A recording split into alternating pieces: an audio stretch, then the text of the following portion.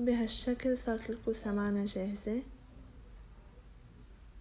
انا ناقرتهم هون كلياتهم، بس جربت معكم وحدة.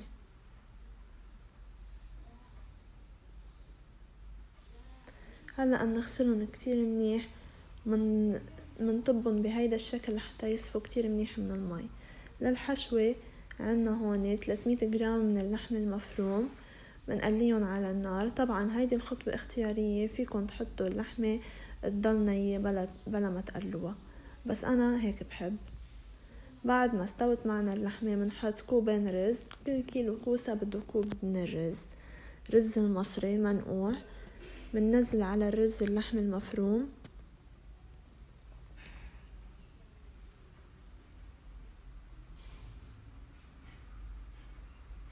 بنزيدله ملعقتين كبار من الزيت النباتي،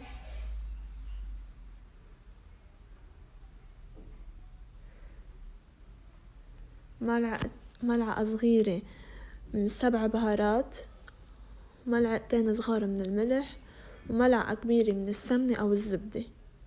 منحركن كتير منيح ومنحطن على النار تقريبا 3 دقايق حتى يتقلوا شوي.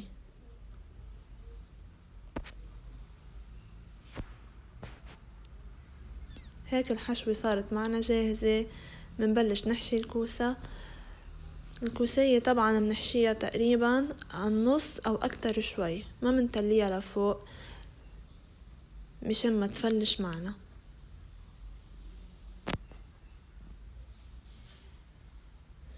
بعد ما خلصنا حشي الكوسة منسدن بهيدي الطريقة.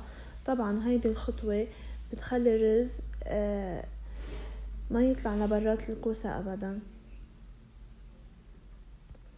هلأ هون عنا كيلين من اللبن، بنزيد لهم 3 ملاعق كبار من نشا الذرة،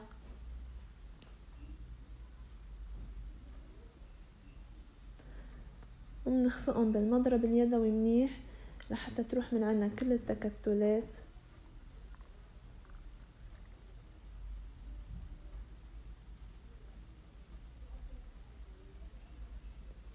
هيك بعد ما صار عنا اللبن بهيدا القوام، لازم ما يضل عنا تكتلات ابدا مشان ما يفرط اللبن.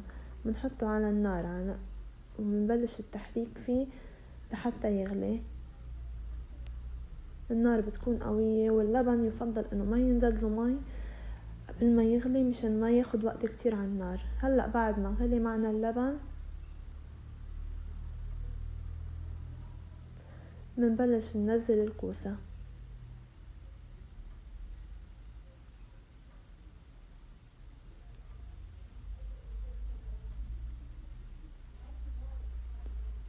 هيك بعد ما نزلنا كل الكوسة، هلأ بهالمرحلة فينا نضيف المي، ويفضل تكون المي غالية وقت نضيفها.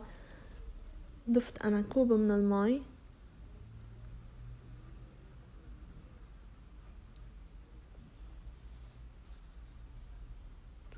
ومنضيف كمان 4 أسنان من الثوم المهروس،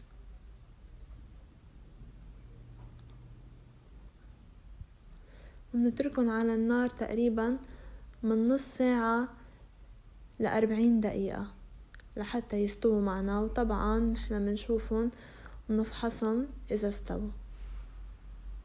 هلأ هيك بعد ما استوت معنا الكوسة منقدمها. طريقة جدا سهلة وجدا لذيذة وبسيطة، بتمنى تجربوها وتعجبكن. وإذا عجبتكن ما تنسونا من اللايك والاشتراك بالقناة فضلا وليس أمرا. صحتين.